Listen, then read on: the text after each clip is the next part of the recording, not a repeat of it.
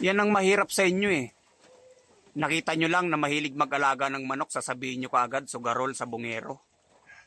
Ang laki ng pagkakaiba ng mahilig sa manok, sugarol at sabungero. Tandaan nyo yan. Ang sabungero, halos araw-araw yan sa sabungan.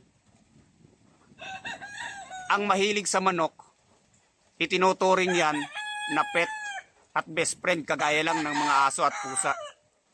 Kaming mga mahihilig sa manok, itinuturing namin itong pantanggal ng stress, libangan, at passion.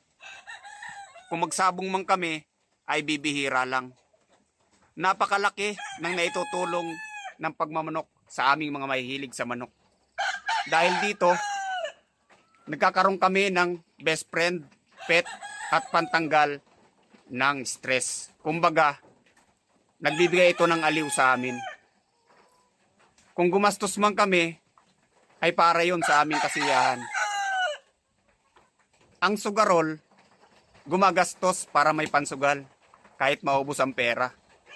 Kaming mga mahihilig sa manok, libangan lamang namin ito. Yan ang tatandaan nyo.